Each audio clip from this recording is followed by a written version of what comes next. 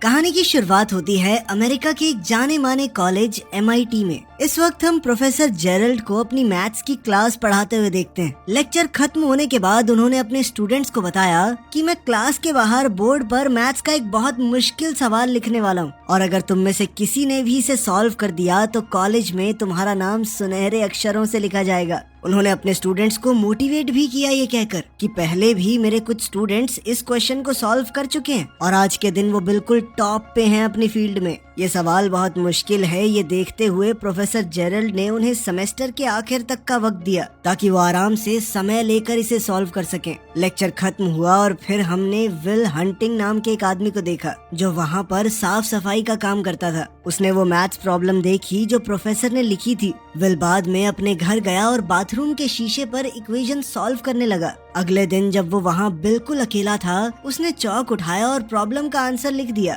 ये बहुत बड़ी बात थी क्योंकि उसने इस सवाल का जवाब सिर्फ एक दिन में निकाल दिया था। काम के अलावा विल अपना सारा समय अपने दोस्तों के साथ मटर गश्ती करते हुए बिताता था। एक दिन जब वो एक बेसबॉल मैच देख रहा था तो विल ने एक लड़के को देखा जो स्कूल में उसे परेशान करता था। उसे देखते ही विल के अंदर गुस्सा फूट गया। वो अपने दोस्तों के साथ उस लड़के के पास गया और लड़ाई शुरू कर दी। अंत में विल ने बदला लेते हुए उस लड़के को बहुत मारा। मामला ज्यादा न बढ़ जाए तो उसके दोस्तों ने उसे रोक दिया, लेकिन तब तक पुलिस वहां आ गई और जब पुलिस वाले ने उसे रोकने की कोशिश की तो उसने पुलिस वाले पर ही हमला कर दिया जिस वजह से वो अरेस्ट हो गया। दूसरी ओर प्रोफेसर जेरल्ड को पता चला कि जो मैथ्स प्रॉब्लम उसने लिखी थी वो तो सॉल्व भी हो गई है। वो तुरंत चेक करने गया और देखा कि किसी ने सच में उसका क्वेश्चन बिल्कुल सही सॉल्व कर दिया था। उसने अपने कुछ होशियार स्टूडेंट से पूछा कि ये तुम लोगों में से किसी का काम तो नहीं है, लेकिन जब उन बच्चों ने भी मना कर दिया तब तो प्रोफेसर एकदम चौंक गया। खैर प्रोफेसर की अगली क्लास पूरी तरह भरी हुई थी। सब लोग जानना चाहते थे कि आखिर वो अनजान मैथ्स जीनियस है कौन।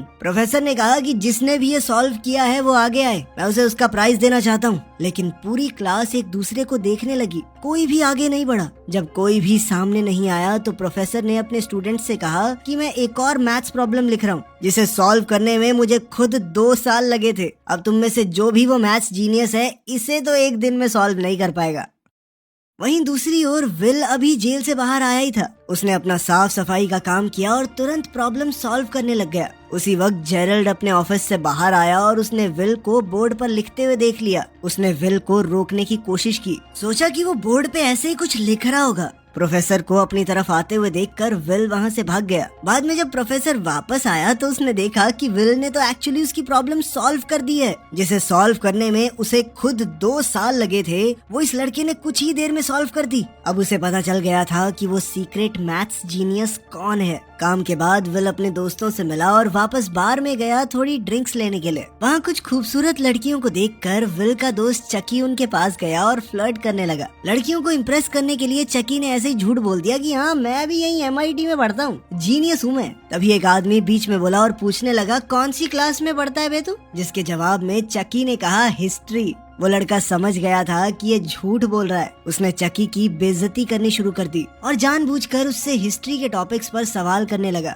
बेचारे चकी को आता जाता तो कुछ था नहीं, तो वो एकदम चुप रहा। तभी विल अपने दोस्त के लिए आगे बढ़ा और उस आदमी से डिबेट करनी शुरू कर दी। विल एक बार जो पढ़ लेता था कभी भूलता ही नहीं था। उसके फैक्ट्स और जबान इतनी साफ थी कि उसने उस लड़के को एकदम चुप करवा दिया। साथ ही विल ने उस लड़के की बेइज्जती की कि तूने उस किताब से पढ़ा है ना, बिल्कुल रटी रटाई बातें करता है तू। विल ने उसका मजाक उड़ाते हुए कहा कि इतने हजारों डॉलर खर्च कर रहा है तू, फिर भी जब रटी रटाई बातें बोलनी है तो ये तो मैंने पब्लिक लाइब्रेरी में पढ़ी है। इस सब के बाद वो आदमी तिल मिलाकर वहाँ से चला गया। बाद में उन लड़कियों में से एक जिसका नाम स्काइलर है विल के पास आई और उसे अपना फोन नंबर दे दिया। विल की होशियारी देखकर स्काइलर को वो थोड़ा पसंद आ गया था और स्काइलर ने कहा कि करना किसी दिन फोन मुझे जब तुम्हारे पास टाइम हो। विल ने बाद में वो नंबर उस लड़के को भी दिखाया जो ज्यादा स्मार्ट बनने की कोशिश कर रहा था। इस बीच प्रोफेसर जेरल्ड उस सफाई करने वाले को ढूंढ रहे थे जिसने उनकी वो मुश्किल प्रॉब्लम इतनी आसानी से सॉल्व कर दी। थोड़ी पूछताछ के बाद उन्हें विल का कॉन्टैक्ट नंबर मिल गया, जिसके बाद वो सीधा विल की कोर्ट हियरिंग में पहुंच गया। उसके ऊपर एक पुलिस ऑफिसर पर हमला करने का केस लगा था। विल ने अपने आप को कोर्ट में बचाने की बहुत कोशिश की, लेकिन जज ने कहा कि तुम्हारे ऊपर पहले से चोरी और मारपीट के आरोप लगे हुए हैं। जज ने कहा कि अब मैं पुलिस से भी हाथापाई को नजरअंदाज नहीं कर सकता, और आखिरकार जज ने उसे जेल में डाल दिया। और अगर वो बेल लेना चाहता है तो $50,000 देने होंगे, यानी लगभग 44 लाख रुपए। इसी के साथ विल को जेल भेजा गया, लेकिन वहाँ उसकी मुलाकात प्रोफेसर जेरल्ड से हुई, जिसके पास उसके लिए एक डील थी। उसने विल से कहा कि मैंने जज से बात कर ली है और मैं तुम्हें छुड़वाने के लिए तैयार हूँ, लेकिन तुम्हें मेरी 2 शर्तें माननी होंगी। पहली शर्त ये थी कि विल प्रोफेसर जेरल्ड के साथ मैथ्स की क्लास लगाएगा, और दूसरी शर्त ये थी कि उसे काउंसलिंग लेनी पड़ेगी। विल इस बात पर हंसने लगा, लेकिन वो जेल में भी नहीं रहना चाहता था। उसके पास कोई ऑप्शन था नहीं, इसीलिए उसने सारी शर्तें मान ली।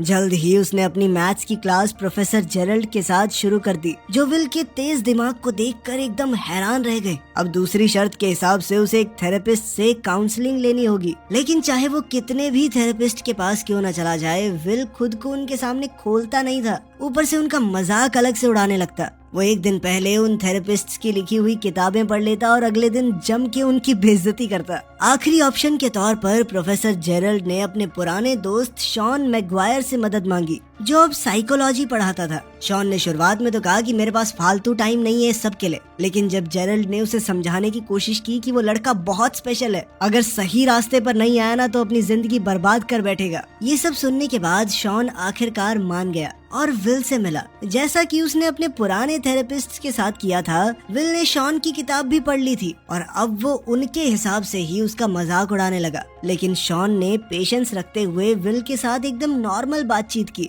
बिना उसकी जिंदगी के बारे में कुछ भी पूछे। तभी विल की नजर एक पेंटिंग के ऊपर पड़ी जो शॉन ने खुद से पेंट की थी। उस पेंटिंग और कुछ आर्ट बुक्स को देखकर विल शॉन की जिंदगी के बारे में कुछ भी अंट शंट बोलने लगा। शॉन ने फिर भी विल की बातों पर ज्यादा ध्यान नहीं दिया, लेकिन फिर विल शॉन की पत्नी को भी अपनी बातचीत के टॉपिक में ले आया। उसकी पत्नी का जिक्र होते ही शॉन थोड़ा गुस्सा हो गया। विल को समझ आ गया कि शॉन की कमजोरी उसकी पत्नी है, तो वो बार बार उसका जिक्र करने लगा। उसने पूछा कि सर आपकी पत्नी यहाँ क्यों नहीं है? क्या वो धोखा देके किसी और के साथ भाग गई क्या? ये सुनते ही शॉन पूरी तरह से अपना आपा खो बैठा और विल को गले से पकड़ लिया। उसने विल को चेतावनी दी कि कभी भी मेरी पत्नी की बेइज्जती मत करना। तभी विल ने शॉन से कहा कि सर टाइम खत्म हो गया है। शॉन ने उसे छोड़ दिया और विल बाहर चला गया, ये सोचकर कि उसने फिर से एक थेरेपिस्ट को तोड़ दिया है। शॉन का मूड देखकर प्रोफेसर जेरल्ड को लगा कि वो और सेशंस करने के लिए नहीं मानेगा, लेकिन शॉन ने तो कहा कि हाँ मैं करूंगा इसकी काउंसलिंग, अगले हफ्ते से लगातार लेके आओ इसको मेरे पास। काउंसलिंग के बाद विल स्काइलर के साथ डेट पर गया। डेट पर विल को पता चला कि स्काइलर एक बहुत ही अमीर परिवार से है और इस वक्त हार्वर्ड में पढ़ रही है। उन दोनों ने ही एक दूसरे के साथ बहुत अच्छे से समय बिताया। अपनी खूबसूरत पहली डेट के आखिर में उन्होंने एक दूसरे को चूम लिया। विल जब अगले हफ्ते शॉन से मिलने आया तो शॉन ने कहा कि चलो बाहर चल के बातचीत करते हैं। शॉन विल को एक पार्क में ले गया और उससे बात करने लगा। उसने विल से कहा कि तुमने जो कुछ भी बोला मैंने उस बारे में बहुत सोचा। आखिर में मुझे यही समझ में आया कि तुम दिमाग से एक छोटे बच्चे हो जो ये जानता ही नहीं है कि वो क्या बोल रहा है। बदतमीज हो थोड़े से। शॉन ने विल से कहा कि मैं समझता हूँ तुम बोलना नहीं चाहते, शायद कोई डर है तुम्हारे अंदर, लेकिन बेटा एक बात याद रखना, कभी तो तुम्हें बोलना ही पड़ेगा वरना जिंदगी की सारी अच्छी चीजें खो बैठोगे। अगले दिन विल अपने दोस्त चकी के साथ एक कंस्ट्रक्शन साइट पर मजदूरी करने गया। उसने स्काइलर को फोन किया, लेकिन वो बात करने से डर रहा था। शॉन के साथ अपने तीसरे थेरेपी सेशन में विल ने एक शब्द भी नहीं कहा और शॉन ने भी नहीं। दोनों पूरा 1 घंटा चुप रहे। चौथा सेशन भी इसी तरह से शुरू हुआ, जहाँ किसी ने कुछ नहीं बोला, लेकिन फिर बोर होकर विल ने शॉन को एक जोक सुनाया। इसे एक हिंट मानकर कि विल शायद अब बातचीत करना चाहता है। शॉन ने उससे पूछा कि क्या तुम्हारी कोई गर्लफ्रेंड है? इसके जवाब में विल ने उसे स्काइलर के बारे में बताया कि कैसे उनकी पहली डेट बहुत ही बढ़िया गई, लेकिन अब मुझसे बात नहीं हो पा रही। शॉन ने पूछा कि ऐसा क्यों? तो विल ने जवाब दिया कि मुझे लगता है स्काइलर मेरे लिए बहुत ज्यादा अच्छी है और अगर मैं उससे मिलता रहा तो सब कुछ खराब हो जाएगा। कभी ना कभी तो वो समझ ही जाएगी कि मैं उसके लायक नहीं हूँ। शॉन ने उसे समझाया कि कोई भी किसी से बेहतर नहीं होता, हर किसी में कुछ चीजें अच्छी कुछ खराब होती हैं। लेकिन जरूरी बात बस ये है कि वो इंसान आपके लिए सही है या नहीं। इस बारे में और समझाते हुए शॉन ने अपनी पत्नी के बारे में बताया। उसने कहा कि वो बहुत अच्छी इंसान थी, बहुत प्यार करता था मैं उससे, लेकिन नींद में कभी कभी पाद देती थी। उसकी इस बात से पूरे कमरे का माहौल बदल गया। विल और शॉन दोनों ने खुलकर हंसना शुरू कर दिया। इसी पल वो दोनों एक दूसरे के थोड़े करीब आ गए और विल को अब शॉन के आसपास थोड़ा कंफर्टेबल महसूस होने लगा। सेशन खत्म हुआ और शॉन ने सलाह दी कि जाकर बात करो उस लड़की से। विल शॉन की बातों में इतना खो गया कि उसे याद दिलाना पड़ा कि आज का सेशन खत्म हो गया है, चलो जाओ यहाँ से। शॉन की बात मानकर विल स्काइलर के कॉलेज में गया और उसे दोबारा बाहर चलने के लिए कहा। स्काइलर ने कहा कि मैं तुम्हारे साथ बाहर जाना चाहती हूँ, लेकिन मुझे एक बहुत ही ज्यादा मुश्किल प्रॉब्लम सॉल्व करनी है जिसमें कई दिन भी लग सकते हैं। विल और इंतजार नहीं कर सकता था तो उसने कहा कि वो सवाल मुझे दिखाना। सवाल देखते ही उसने पलक झपकते ही आंसर एक नैपकिन के ऊपर लिख दिया। इसके बाद विल ने कहा कि अब तो तुम्हारे पास कोई बहाना नहीं बचा, चलो मेरे साथ। उनकी दूसरी डेट के दौरान स्काइलर ने विल से उसके परिवार के बारे में पूछा और विल ने उसे झूठ कह दिया कि मेरे 12 भाई हैं। जिस पर स्काइलर ने कहा कि अच्छा नाम बताइए जरा, और विल ने धड़ाधड़ 12 रैंडम नाम सीक्वेंस में बोल दिए। स्काइलर को थोड़ा शक हुआ कि ये झूठ बोल रहा है और उसने कहा कि एक बार नाम फिर से दोहराना जरा, लेकिन अपना विल जीनियस है, उसने दोबारा उन नामों को उसी सीक्वेंस में बोल दिया। खैर विल अपने अगले थेरेपी सेशन में शॉन से मिला और पूछा कि क्या तुम्हें कभी अपनी पत्नी से मिलने का पछतावा हुआ है, क्योंकि तुम्हारी पत्नी के मरने के बाद तो तुम बहुत ज्यादा अकेले हो गए होगे और इतना प्यार करते थे तो दुख भी ज्यादा हुआ होगा। इस सवाल के जवाब में शॉन ने उसे बताया कि कैसे वो अपनी पत्नी से मिला था। जब मैंने उसे पहली बार देखा तो वो अपने दोस्तों के साथ एक बेसबॉल गेम की टिकट लेने के लिए लाइन में इंतजार कर रही थी। वो एक बहुत ही क्लासिक मैच था। तो विल ने कहा कि तुमने वो गेम लाइव देखी थी, कितने लकी हो यार तुम। इस पर शॉन ने बताया कि गेम तो मैंने बाद में टीवी पर ही देखी थी, मैंने अपने दोस्तों को छोड़ दिया था उस लड़की के साथ डेट पर जाने के लिए, वही लड़की जो बाद में उसकी पत्नी बनेगी। विल को बिल्कुल भी यकीन नहीं हो रहा था कि शॉन ने इतनी जबरदस्त गेम एक लड़की के साथ थोड़ा सा टाइम बिताने के लिए छोड़ दी। इस पर शॉन ने कहा कि मुझे कभी कोई पछतावा नहीं हुआ उससे मिलने का, चाहे वो मेरी जिंदगी में सिर्फ कुछ सालों के लिए ही थी, लेकिन वो साल सबसे खूबसूरत थे। खैर बाद में स्काइलर ने विल से कहा कि तुम मुझे अपने दोस्तों और परिवार वालों से क्यों नहीं मिलवाते। विल ने अभी भी उससे अपनी जिंदगी के बारे में झूठ बोल रखा था, लेकिन वो उसे अपने दोस्तों से मिलवाने के लिए तैयार हो गया। स्काइलर, विल और उसके दोस्त एक बार में मिले और स्काइलर को उसके दोस्त काफी पसंद आए। उन सभी ने एक दूसरे के साथ बहुत अच्छे से समय बिताया। तभी प्रोफेसर जेरल्ड शॉन से विल की प्रोग्रेस के बारे में पूछने आया। शॉन ने कहा कि विल धीरे धीरे खुलना शुरू हो गया है, लेकिन अभी थोड़ा और वक्त लगेगा उसे पूरा कंफर्टेबल करने में। प्रोफेसर जेरल्ड ने बताया कि मैं विल के लिए एकदम टॉप की नौकरी ढूंढ रहा हूँ। इंटरव्यू तो वो बहुत प्यार से क्रैक कर लेगा, बस उसकी ये दिमागी प्रॉब्लम ठीक हो जाए, फिर उसे मैथ्स की फील्ड में अपना नाम बनाने से कोई नहीं रोक पाएगा। शॉन ने कहा कि तुम उसके बाप हो क्या जो उसके लिए जिंदगी के फैसले ले रहे हो? जो भी वो लड़का करना चाहता है उसे करने दो, वो जीनियस है, इसका मतलब ये थोड़ी कि बस यही करना पड़ेगा, जबरदस्ती है। लेकिन प्रोफेसर जेरल्ड ने कहा कि वो कुछ और नहीं कर सकता, मैं विल का टैलेंट वेस्ट नहीं होने दूंगा। लेकिन विल को इस तरह की नौकरी में कोई दिलचस्पी नहीं थी, इसीलिए उसने अपने दोस्त चकी को इंटरव्यू में अपनी जगह भेज दिया। एक रात अपनी जिंदगी के बारे में बात करते हुए स्काइलर ने विल से कहा कि तुम मेरे साथ कैलिफोर्निया चलोगे। स्काइलर की बात सुनकर विल घबराने लगा और बोला कि वो उसके साथ नहीं चल सकता, मेरी सारी जिंदगी यहीं पर है। स्काइलर ने उससे पूछा कि तुम मुझसे प्यार करते हो, मैं जानती हूँ, तो पूरी तरह मेरे साथ आने में इतना डरते क्यों हो और मुझे कभी कुछ सच भी नहीं बताते। उसने ये भी बताया कि मुझे पता है तुमने झूठ बोला था, तुम्हारे 12 भाई हैं। ये झूठ सामने आने पर विल अपना आपा खो बैठा। उसने कहा क्या जानना चाहती हो तुम मेरे बारे में? अनाथ हूँ मैं, माँ बाप का अता पता है नहीं। अपनी ज्यादातर जिंदगी एक परिवार से दूसरे में फुदकते हुए बिताई है मैंने। बचपन में जिस परिवार के साथ मुझे रखा गया वो मारता था, मुझे कुत्ते की तरह मारता था। स्काइलर रोने लगी और विल से कहा कि कोई बात नहीं, मैं तुम्हारे साथ हूँ ना, मैं तुम्हारे साथ रहूंगी चाहे कुछ भी हो जाए। लेकिन विल ने उसे दूर कर दिया और कहा कि मुझे किसी की मदद नहीं चाहिए। विल को कहीं न कहीं डर था कि अगर उसने किसी को पास आने दिया और फिर वो इंसान उसे छोड़कर चला गया तो वो सह नहीं पाएगा। स्काइलर ने रोते हुए कहा कि मैं तुमसे बहुत प्यार करती हूँ, कभी तुम्हें छोड़कर नहीं जाऊंगी।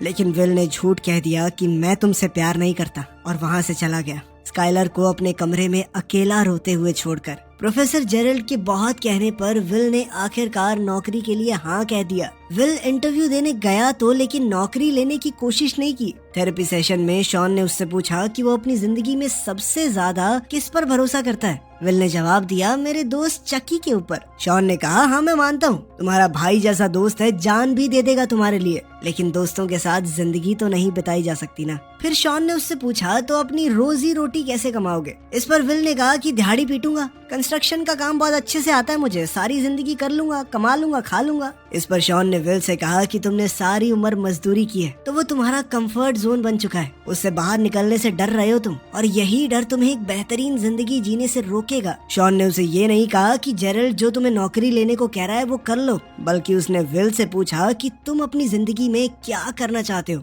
इस पर विल ने मजाक में कहा कि मैं तो भेड़ बकरियां चराना चाहता हूँ। ये जानकर कि विल सीरियस नहीं है, शॉन ने उसे अपने ऑफिस से निकलने को कहा। उसने कहा कि मैं अपना वक्त बर्बाद नहीं करना चाहता, तुम्हारे पास फालतू टाइम होगा, मेरे पास नहीं है, अगर ईमानदारी से जवाब नहीं देना तो जाओ। इस पर विल गुस्सा हो गया और शॉन पर चिल्लाने लगा। शॉन ने फिर से पूछा कि वो अपनी जिंदगी में क्या करना चाहता है। विल दोबारा से चुप रहा, उसने जवाब नहीं दिया। शॉन ने उससे कहा, चला जा यहाँ से, जा। स्काइलर के कैलिफोर्निया जाने से पहले विल ने उसे फोन करके अलविदा कहा। स्काइलर ने एक आखिरी बार कहा कि मैं तुमसे प्यार करती हूँ। विल मुस्कुराया, लेकिन अपने डर की वजह से जवाब नहीं दिया। उसे अभी भी लगता था कि आखिर में तो मेरा दिल टूटना ही है। अगले दिन चकी से बात करते हुए विल ने कहा कि मैं कोई नौकरी वोकरी नहीं लेने वाला, और अब तो स्काइलर भी चली गई, दोनों भाई यहीं पे कंस्ट्रक्शन का काम करेंगे, अड़ोस पड़ोस में रहेंगे आराम से। ये सुनकर चकी ने अपने दिल की बात कही। उसने विल से कहा कि देख, 10 साल बाद मैं तो यहीं मिलूंगा, लेकिन अगर तू 10 साल बाद यहाँ मिला ना तो मुझे बहुत दुख होगा। चकी ने कहा कि मेरा एक ही सपना है, सुबह जब मैं तुझे लेने तेरे घर जाता हूँ ना, मेरे दिल से हर रोज आवाज आती है कि काश आज ये साला यहाँ ना मिले, कुछ अच्छा कर रहा हो जिंदगी के साथ। दूसरी ओर प्रोफेसर जेरल्ड शॉन से लड़ रहा था कि आखिर वो विल को काम लेने के लिए मना क्यों नहीं पा रहा। शॉन ने कहा कि हमें विल को मजबूर नहीं करना कि अपनी जिंदगी के इतने बड़े बड़े फैसले ले, अभी उसे खुद ही नहीं पता वो क्या करना चाहता है। उसने समझाया कि विल को छोड़ दिए जाने का डर है, इसीलिए वो लोगों को अपने पास नहीं आने देता। जेरल्ड उसकी बात से सहमत नहीं था। उसने शॉन से सीधा कहा कि विल को अपनी जिंदगी बर्बाद करने मत दे, क्या अपनी तरह फेलियर बनाना चाहता है क्या उसे? इस पर शॉन ने जवाब दिया कि मैं कोई फेलियर नहीं हूँ,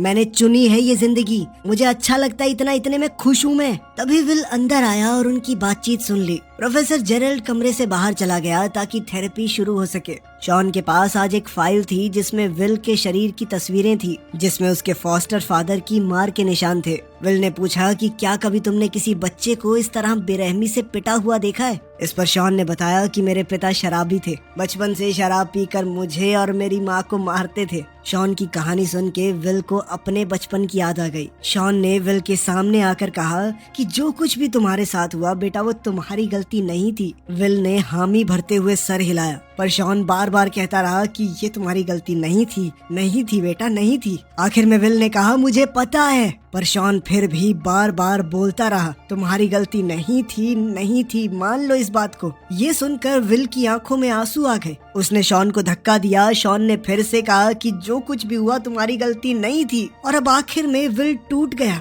उसने शॉन को गले लगा लिया और जोर जोर से रोने लगा। अब वो अपना बीता हुआ दर्द छोड़कर आगे बढ़ने के लिए तैयार था। उसने शॉन से कहा कि वो उन्हीं नौकरियों में से एक लेगा जो प्रोफेसर जेरल्ड ने उसके लिए तैयार की हैं। इसके साथ उसका आखिरी थेरेपी सेशन खत्म हुआ। विल ने शॉन से पूछा कि अगर बाद में कभी बातचीत करने का मन करे तो आ सकता हूँ, जिस पर शॉन ने कहा कि तुम्हारे लिए हमेशा दरवाजे खुले हैं। जिसके बाद विल ने शॉन को गले लगाकर अलविदा कहा। उसके 21वें जन्मदिन पर उसके दोस्तों ने मिलकर उसे एक गाड़ी दी थी। गाड़ी नई तो नहीं थी, पर विल बहुत खुश था इस गिफ्ट से, क्योंकि ये उसके सबसे अच्छे दोस्तों की तरफ से था। उधर प्रोफेसर जेरल्ड शॉन के पास गया और उसे फेलियर बुलाने के लिए माफी मांगी। वो दोनों बिछड़े दोस्त फिर से मिल गए और शॉन ने बताया कि वो वर्ल्ड टूर पर जा रहा है। इतने भी कम पैसे नहीं कमाता मैं, समझा। जब शॉन अपना सामान पैक कर रहा था, विल उसके घर के बाहर कार लेकर आया और उसे ट्रिप के लिए रेडी होते हुए देखा। विल घर के दरवाजे तक गया और शॉन के मेल बॉक्स में एक लेटर छोड़ दिया और फिर वहाँ से चला गया। इसी बीच चकी विल को काम पर ले जाने के लिए उसके घर गया। उसने दरवाजे पर नॉक किया, लेकिन कोई जवाब नहीं आया। उसने खिड़की से झांक कर देखा कि विल घर पर नहीं है। चकी मुस्कुराया और समझ गया कि विल को अपनी जिंदगी में क्या करना है उसने फैसला कर लिया है। शॉन को भी विल का छोड़ा हुआ लेटर मिल गया। लेटर में विल ने लिखा था कि वो नौकरी नहीं ले रहा, वो कैलिफोर्निया जा रहा है स्काइलर से मिलने। ये पढ़कर शॉन मुस्कुरा दिया और अंदर चला गया। चलो लड़की मिल गई, अब अपना जीनियस कुछ ना कुछ तो अच्छा कर ही लेगा। आप सबके प्यार की वजह से हमारे 1 मिलियन पूरे हो गए हैं, उसके लिए बहुत ज्यादा थैंक्स तुम सबको। तुम सभी मेरे लिए बहुत स्पेशल हो यार, 0 से 1 मिलियन पे ले आए। Love you all.